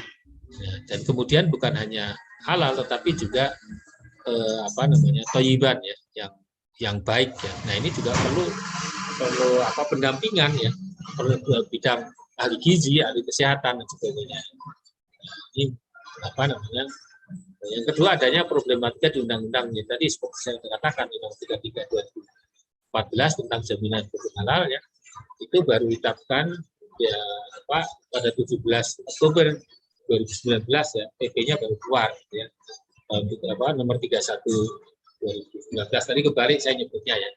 Jadi PP yang 31 2019 ya. Dan peraturan Menteri Agamanya nomor 26 tahun 2019. Tapi alhamdulillah semua sudah terlewati ya. Ini tinggal jalankan dengan kerja keras ya. Saya kira tidak ada arti terlambat dan kita guyup. Kalau kita lihat datanya ya, sayangnya sini tidak saya tampilkan slide-nya. Itu di dalam masa pandemi ini, itu proses sertifikasi sangat malah naik ya, malah melonjak gitu. Nah, kita harapkan terus berjalan karena apa? Sertifikasi itu penting. Kalau kita mau mengekspor ya, meningkatkan ekspor juga tetap berbasis pada sertifikasi juga gitu ya. Gitu. Jadi itu kaitannya rendahnya kesadaran masyarakat untuk berkompetisi. Nah, kalau ini kultur ya, kultur kita apa benar kita itu kurang kompetitif ya. Nah, tetapi kalau di dalam indeks competitiveness ya, bangsa Indonesia itu cukup lumayan, kalau nggak salah nomor berapa ya? Nomor 50 berapa ya? Nah, sebetulnya cukup lumayan walaupun belum bagus banget ya dibanding dengan negara-negara ASEAN ya. ASEAN yang Malaysia, Singapura ya. Itu memang kita belum ini. Tetapi kita itu juga tidak lebih buruk dari India ngomongnya kan gitu. Ya di bawah sedikit Cina gitu. Artinya juga bagus ya. Ya kalau masih rendah iyalah mungkin kita dorong lagi agar kita itu competitiveness bangsa Indonesia itu salah satu hal yang cukup rendah adalah pengetahuannya di dalam sainsnya, di dalam pengetahuannya.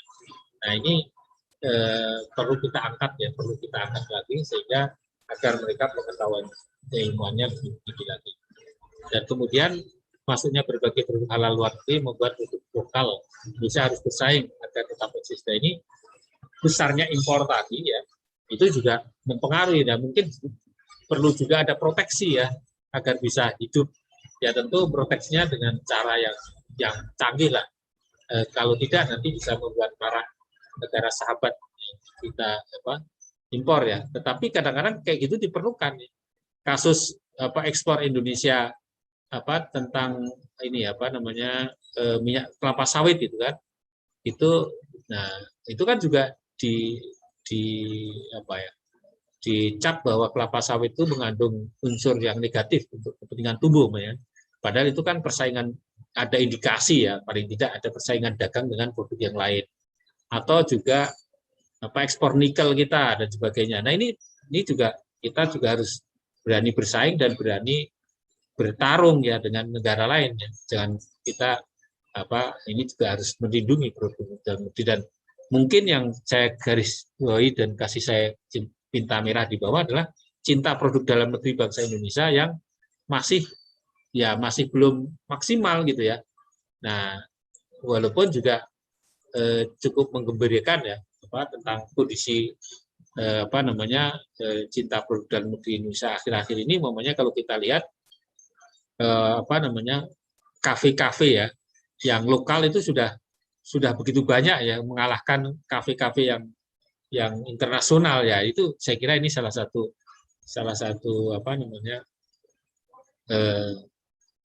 pertumbuhan kecintaan produk dalam negeri, semoga bisa menjamah produk-produk yang lain ya, khususnya produk-produk halal. Nah, saya kira itu yang yang bisa saya sampaikan pada kesempatan pagi hari ini. Semoga memberikan manfaat dan memberikan pencerahan kepada kita semua. Bila taufik wal hidayah. Wassalamualaikum warahmatullahi wabarakatuh. Waalaikumsalam warahmatullahi wabarakatuh.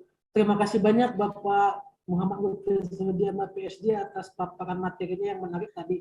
Ada beberapa hal yang saya garis bawahi Pak Lutfi tadi, antara lain tentang bagaimana ekosistem produk halal dari hulu sampai ke hilir itu satu kesatuan, mulai dari sertifikasi halalnya, kemudian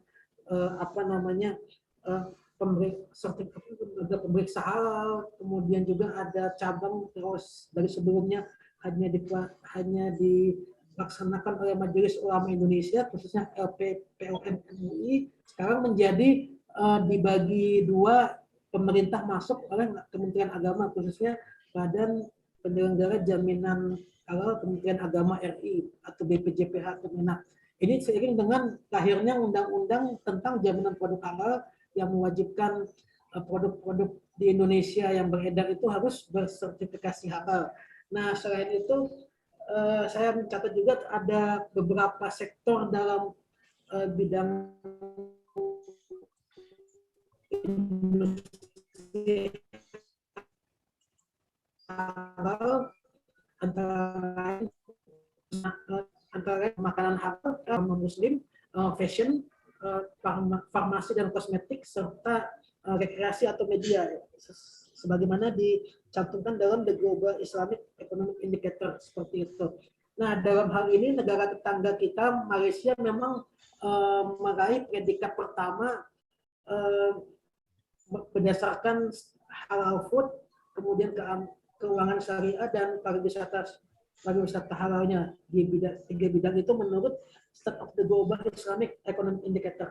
Selain itu juga beberapa hal lain, kita lihat juga adanya pemerintah mulai membangun sejumlah kawasan industri halal seperti Chef and Work halal di Sidoarjo, kemudian juga ada di kawasan industri halal Cikande, Banten, dan satu lagi di kawasan industri halal Bintan Inti Halal Hub itu sangat dekat sekali dengan Singapura, negara tetangga kita. Tadi Pak Lutfi juga menyatakan bahwa bahkan di Thailand sendiri usaha negara untuk membuat standar halal atau sertifikasi halal cukup baik, apalagi dengan adanya peran Profesor Winai Dahlan yang notabene adalah cucu dari Kiai Haji Ahmad Dahlan almarhum, seperti itu. Nah, baik, untuk selanjutnya saya coba dari peserta, barangkali ada yang ingin mengajukan pertanyaan, dipersilakan. Cek dulu ya dari chat sebentar. Izin, apa boleh ikut mengajukan pertanyaan? Iya, silakan. Iya, baik. Pak Muhammad Lutfi Zudi, saya ingin bertanya, kira-kira proses apa saja yang harus dilalui oleh pelaku usaha untuk mendapatkan sertifikasi halal gitu, Pak? Terima kasih.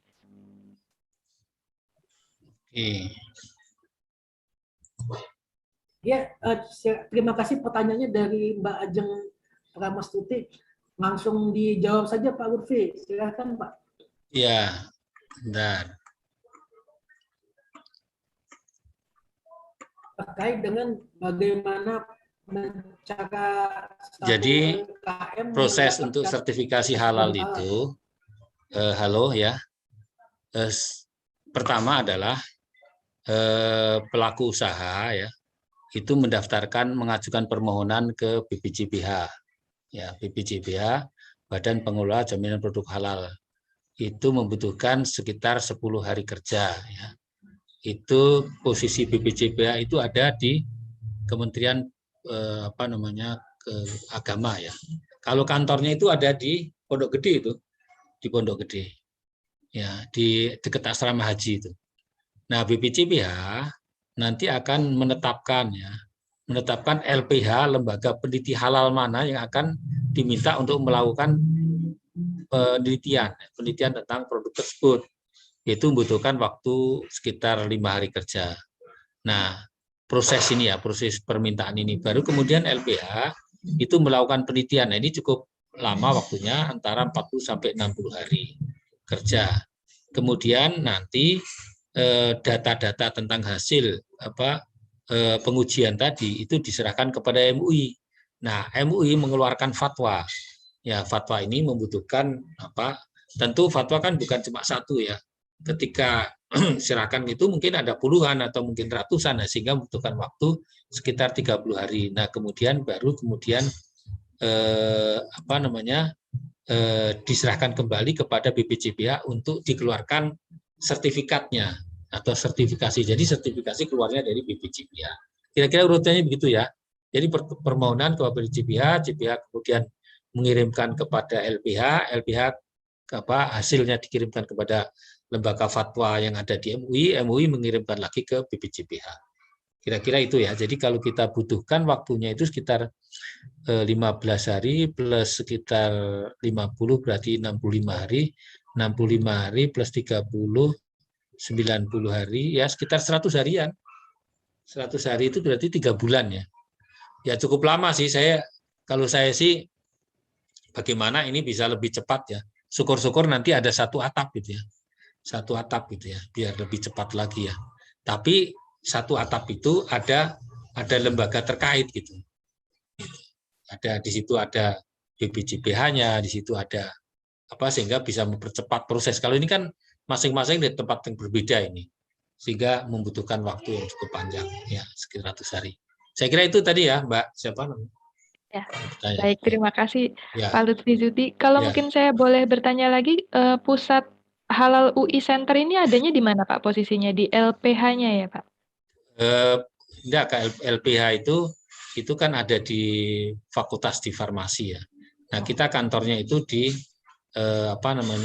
di gedung rektor. Gedung rektor itu ada gedung rektor yang tidak difungsikan sebagai rumah rektor ya. Ya, itu kita pakai untuk beberapa kantor di situ, termasuk kami yang ada di situ. Ya. Di lingkungan UI ya, di lingkungan UI Depok, ada di area UI Depok. Ya, ya. Baik, terima kasih Pak atas penjelasannya. Ya, baik, terima kasih Pak Lutfi. Jadi kita pikir waktu yang dibutuhkan total untuk memperoleh sertifikasi halal dari suatu produk usaha itu 100 hari cukup lama ya Pak ya? Cukup lama. Ya ini jalannya cukup alur perolehan sertifikasi produk halal yang dikeluarkan oleh BPJPH. Nah, saya ya sebagai masyarakat ya, tetapi juga sebagai peneliti mengharapkan ini bisa pangkas lagi dengan cara membuat satu atap gitu. Membuat satu atap ya. Ya. Jadi terpadu sistemnya gitu Pak ya? Ya, sistem ya. Harus pindah-pindah tempat gitu ya Pak? Ya. Meskipun sekarang informasinya sudah ada melalui online ya Pak ya, sistem aplikasi itu. Ya, tentu sekarang juga lebih mudah karena semuanya menggunakan sistem online juga bisa, kecuali ketika melakukan penelitian produk itu harus di lapangan ya. Ya, baik Pak Lutfi. Terus terkait dengan kawasan industri halal yang saat ini sudah mulai dibangun pemerintah di 3 lokasi antara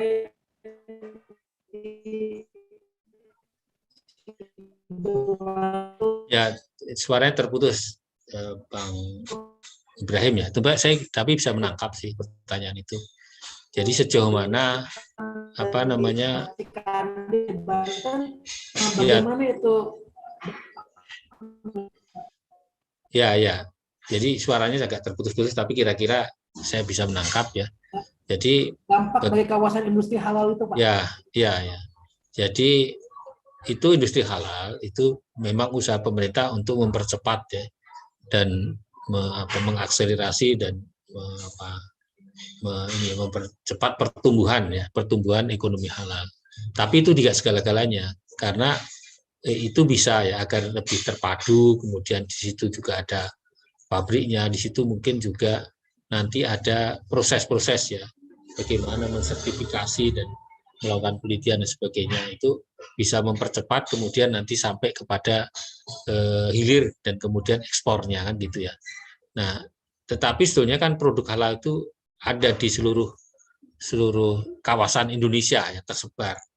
Ya, itu cuma merupakan hub-hub saja yang bisa membantu untuk hilirisasi ya produk halal, kemudian mudah untuk kemudian disalurkan ke ekspor-ekspor. Itu membantu saja, tapi tidak bisa mencakup seluruh kawasan di Indonesia ya. Kecuali nanti ditambah lagi dengan kawasan industri halal yang lain yang mungkin tersebar di seluruh Indonesia lebih banyak lagi ya. Dan ini tentu juga memerlukan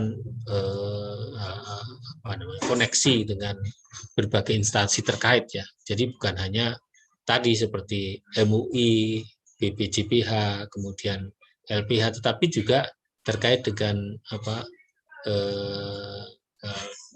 lembaga ekspor impor ya, atau Departemen Ekspor Impor di Indonesia dan sebagainya ya. Gitu. Ya. Yaitu usaha pemerintah saya kira bagus ya untuk mengakselerasi produk halal tadi, itu bisa mempercepat ekspor dan memperbesar ya. Saya kira itu Mas Baimnya. Baik Pak Lutfi, lalu kita lihat apa Pak pelajaran penting yang bisa kita ambil dari Malaysia sebagai, kalau kita lihat kan peringkat pertama di bidang halal food, Islamic Finance dan pariwisata halal menurut Global Islamic Economic Report 2020-2021. Ya, pertama mereka unggul karena mereka lebih awal, seperti untuk finance ya. Itu pemerintah itu terlibat langsung ya. Regulasi tentang perbankan halal mereka lebih awal dari kita. Ya. Lebih awal dari kita dan kita menyusul kemudian ya. Kemudian pemerintahan mereka ya mungkin bedanya ya. Negara ini kan bukan negara Islam Indonesia. Kalau mereka kan negara berdasarkan landasan kerajaan-kerajaan Islam ya. Ya. Mereka kan semacam syarikat ya, negara kerajaan Islam Malaysia kan gitu. Nah itu mereka mungkin lebih mudah, tapi potensi kita lebih besar dari mereka. Ya. Potensi kita lebih besar daripada mereka ya. Nah kemudian yang kedua tentang lebih banyaknya produk halal dari segi food, mereka lebih besar ya, karena mereka lebih awal dan mungkin perhatian masyarakat dan kemudian SDM mereka lebih siap ya. Nah tentu kita perlu pelatihan, perlu kesadaran, perlu literasi yang lebih banyak lagi tentang halal ini ya. Kalau kita lihat seperti ada perusahaan Malaysia di sini, Kiling itu perusahaan herbal, obat-obatan herbal dan mungkin terkait dengan obat-obatan dan farmasi ya. Nah itu adalah besar sekali di Indonesia ya, punya tower di mana itu di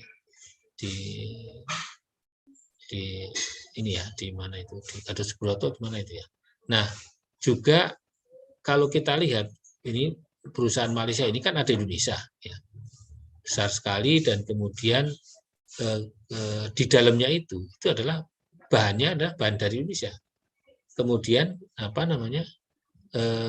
para pekerjanya orang Indonesia, tetapi manajemennya adalah manajemen Malaysia dan ahli-ahlinya dari Malaysia. Nah ini yang kenapa harus Malaysia yang ada di Indonesia? Kenapa bukan kita gitu?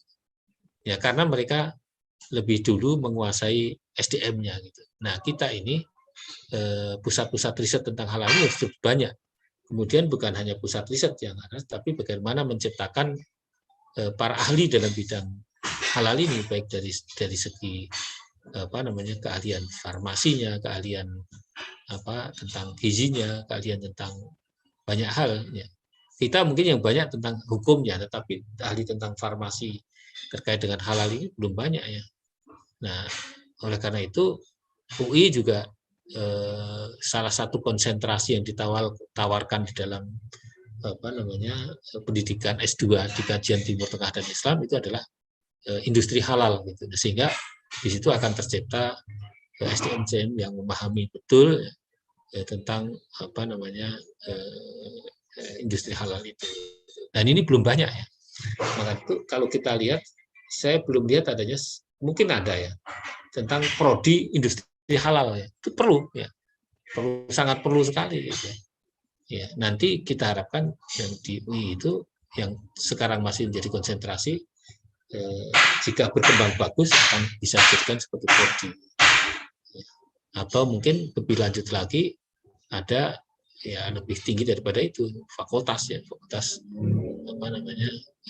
produksi halal ya dengan berbagai kepentingan yang ada tadi. Ya, saya kira itu ya. Ya, kemudian pariwisata, mereka kan Malaysia juga nomor satu juga. Ada beberapa hal yang bisa kita pelajari ya Pak. Iya. Di Malaysia itu antara lain memang karena proses yang lebih dahulu, kemudian juga pengalamannya lebih tentu jauh lebih panjang. Dukungan pemerintah karena situasi pemerintahnya ya. Nah, baik Pak, kalau kita lihat juga kan ada salah seorang putra Indonesia yang berhasil namanya bahkan dikenal di secara global. Bapak pernah dengar Profesor Irwandi Jaswir, bahkan beliau berhasil meraih Nobel, penghargaan dari Raja Salman bin Abdul Aziz beberapa tahun yang lalu. Bagaimana pendapat Bapak ini Pak terkait dengan ilmuwan Profesor Irwandi Jaswir yang sudah diakui kaliber global tapi berasal dari Indonesia Pak? Ya, keilmuan seperti itu sih ya kita bersyukur ya, tetapi sebetulnya kalau terkait dengan produksi halal itu kan bukan orang per orang ya, itu adalah merupakan hasil bersama ya, seluas-luasnya masyarakat Indonesia. Jadi harus kepedulian itu harus lebih menyeluruh kepada masyarakat Indonesia secara luas ya, itu sehingga nanti bisa katakanlah ya, seperti pariwisata di Malaysia itu nomor satu. Nah, kita pelayanan pariwisata, kemudian bagaimana standarisasi wisatawan yang khususnya dalam hal ini terkait dengan halal wisata itu bagaimana itu bisa dijalankan di wilayah-wilayah wisata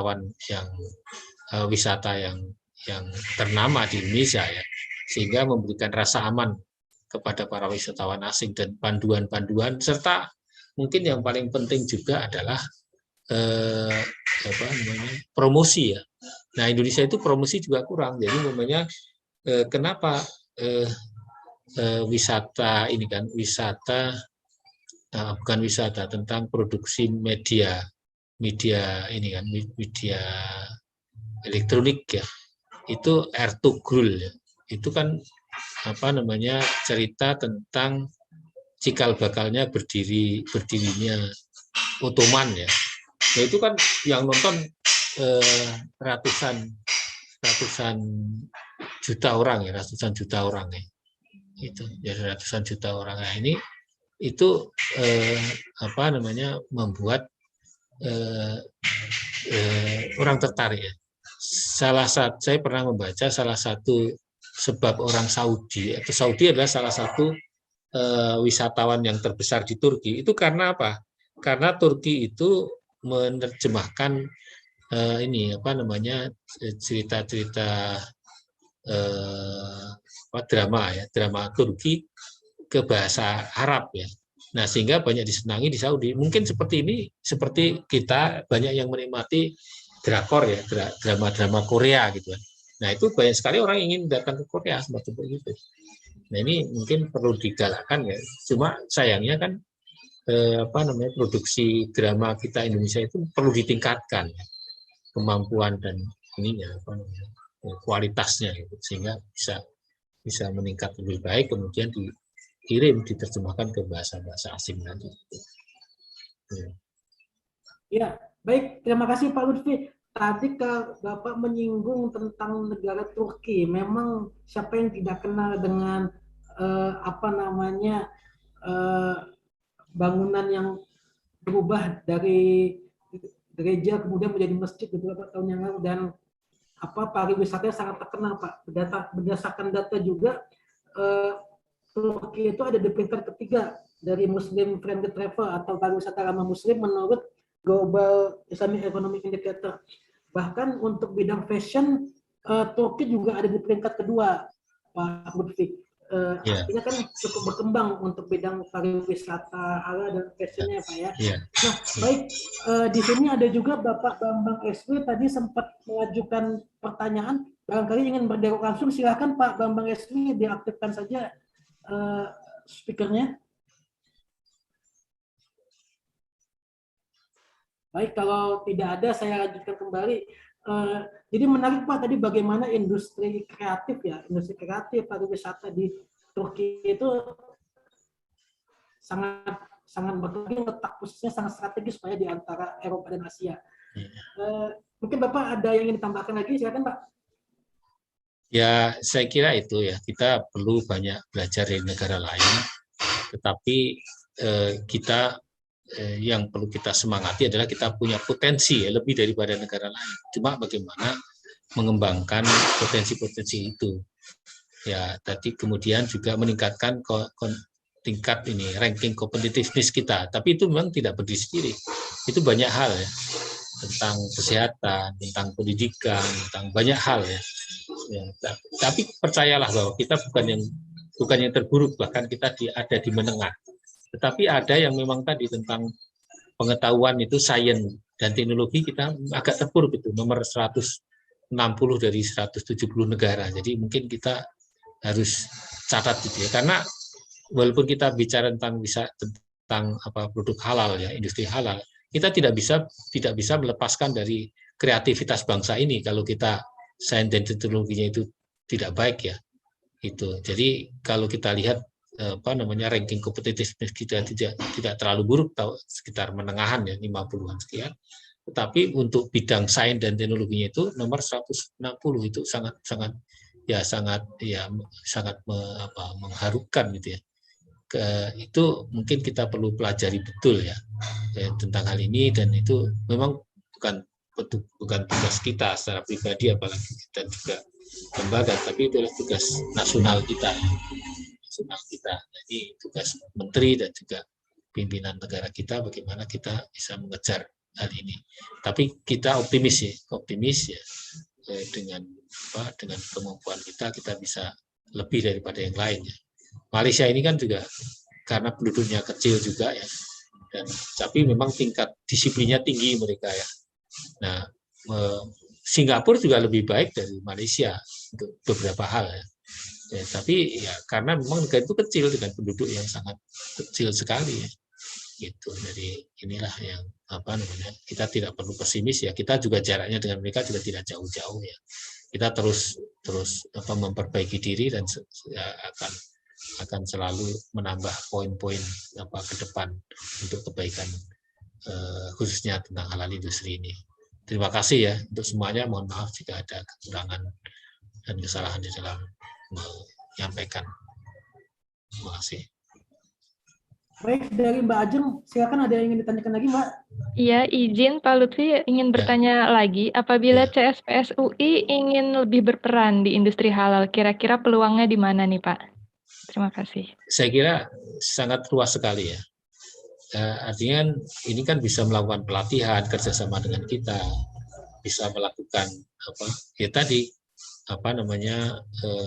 informasi ya, sangat penting informasi kepada masyarakat luas ini, karena informasi tentang halal ini juga masih belum tadi. Jadi dikira halal itu ada sekedar ini haram, ini halal gitu. Ya itu bagian, tetapi bahwa ini adalah peluang bisnis itu mereka belum tangkap dengan baik gitu. Ya kalau negara lain sudah menangkap itu ya, Jepang ya, Korea gitu.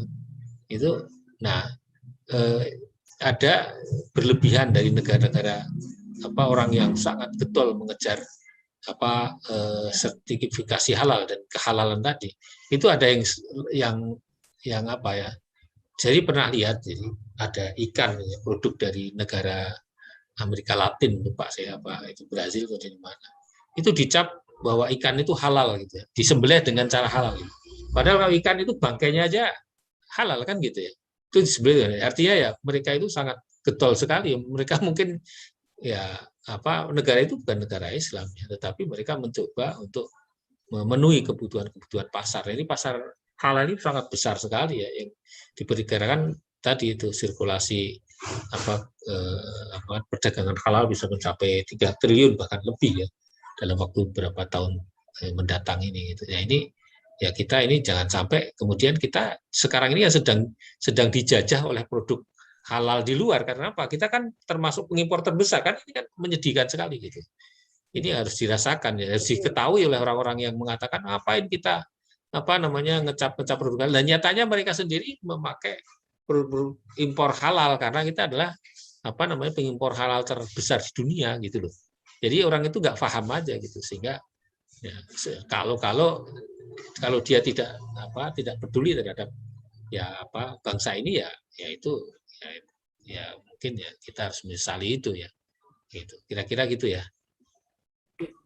Baik, terima kasih banyak Pak Lutfi. Tadi ada beberapa poin yang ingin saya garis bawahi Pak. Antara lain tadi Bapak katakan bahwa kebutuhan terhadap produk halal itu bukan hanya ansih masyarakat Muslim, tapi bahkan sudah menjadi kebutuhan global karena adanya pasar baru di bidang standar produk-produk halal ya Pak ya. Yeah. Bahkan realitasnya sekarang 5 negara besar pengekspor produk halal itu justru negara-negara berpenduduk mayoritas non-Muslim seperti itu Pak Lutfi ya. Yeah. Kecuali tadi sempat Bapak singgung mengenai Sudan, menarik itu Sudan ada di posisi 6 besar ya Pak Lutfi ya. 6 besar menurut sumber yang Bapak baca. Padahal negara ini dirundung konflik dan sempat pecah jadi 2 negara nih Pak Lutfi. Mungkin Bapak ada bahasan khusus terkait Sudan sedikit saja barangkali Pak Lutfi. Ya, Sudan ini pertama karena mereka adalah dekat negara-negara Timur Tengah ya. Negara-negara Timur Tengah dan negara-negara Teluk. Bagaimana Pak bisa jadi salah satu? Ya itu, jadi Sudan itu karena negara yang luas, tanahnya luas. Tanah suburnya sih tidak sesubur di Indonesia. Yang subur mereka kan cuma di sekitar Sungai Nil saja. Tetapi mereka, negara-negara Teluk itu banyak yang kerjasama sama Sudan untuk memproduksi kebutuhan-kebutuhan pokok mereka seperti gandum, beras, dan sebagainya. Mereka tanam di Sudan gitu loh. Gitu. Jadi menghasilkan sebuah ekspor yang besar bagi Sudan gitu. Nah, dulu kan juga pernah ada negara Timur Tengah yang mau kerjasama Indonesia untuk menanam gandum di Papua, tapi kemudian batal karena apa? Karena wilayah itu wilayah yang masih belum clear, sehingga ketika mau ditanemin kemudian penduduk Papua mengatakan itu tanah ulayat nggak boleh gitu, sebagaimana itu. Karena seperti itu sehingga pindah dari Indonesia. Ya ini informasi yang mungkin tidak begitu akurat, tapi nyatanya sampai sekarang ini ya kerjasama dengan Timur Tengah belum berjalan dengan baik untuk produksi kebutuhan mereka ya. Ya. Saya kira itu. Ya. Terima kasih Pak Lutfi atas informasinya. Jadi memang bahkan negara-negara berpenduduk mayoritas non-Muslim pun sudah menganggap ini sebagai peluang ekonomi baru atau pasar baru yang bisa secara ekonomi sangat menguntungkan seperti itu Pak Lutfi ya, tidak lagi memandang sekedar berbasis agama saja dengan kenyataan seperti realitas ini. Nah, kemudian juga bahwa ada 6 bidang nih kalau saya catat Pak dalam pengembangan produk halal. Pertama antara lain terkait produk konsumsi makanan halal, kemudian juga keuangan syariah yang sekarang terus berkembang di berbagai bidang, kemudian ada pariwisata ramah Muslim atau pariwisata halal, kemudian juga ada fashion yang juga Indonesia bahkan cita-citanya ingin menjadi kiblat mode dunia Muslim ya Pak ya, dan kemudian juga ada farmasi dan kosmetik yang terus berkembang hingga saat ini. meskipun masih ada banyak produk-produk yang belum bersertifikat halal, dan terakhir adalah di bidang media dan rekreasi seperti itu. Kemudian juga bagaimana pemerintah sekarang terus berupaya mengembangkan industri halal melalui pendirian kawasan industri halal di beberapa tempat seperti Sidoarjo, Cikande, Banten, dan di Bintan, Inti Halal Hub seperti itu. Kita juga perlu belajar dari negara tetangga, khususnya Malaysia yang telah lebih dahulu membangun industri halalnya secara bahkan beberapa tahun lebih dahulu dari Indonesia seperti itu. Banyak hal yang bisa kita pelajari dari Malaysia, meskipun potensi Indonesia sesungguhnya tidak kalah dan bahkan jauh lebih besar daripada Malaysia dengan potensi pasar terbesar di dunia untuk pengembangan produk halal. Kemudian juga tadi yang Pak Guntur sebutkan bagaimana di bidang wakaf, zakat itu juga menjadi bagian dari, bahkan ikut bisa dimanfaatkan sebesar-besarnya untuk memajukan industri halal, khusus termasuk sukuk ya, atau keuangan syariah, sukat berharga syariah negara dan lain-lain. Kemudian juga ada ekosistem produk halal, mulai dari sertifikasi halal, lembaga pemeriksa halal, kemudian ada lembaga-lembaganya seperti Badan Penyelenggara Jaminan Produk Halal, Kementerian Agama RI, bekerja sama dengan lembaga pemeriksa halal seperti MUI, Majelis Ulama Indonesia, dan sekarang ini juga ada Sukovindo, lembaga sebagai salah satu LPH. Kemudian tadi catatan juga bagaimana proses sertifikasi produk-produk halal itu masih terlalu lama, 3 bulan ya Pak Lutfi ya. Kalau bisa disederhanakan dan dijadikan satu atap gitu, supaya kita daya kompetisinya lebih bersaing lah dengan negara-negara muslim yang lain. Bagaimana dari 100 hari itu diperpendek, semakin singkat waktunya semakin baik, dan kalau bisa ada pelayanan satu atap. Dari saya selaku moderator cukup sekian. Sepertinya Pak Guntur sudah terlebih dahulu tadi izin meninggalkan ruangan Zoom.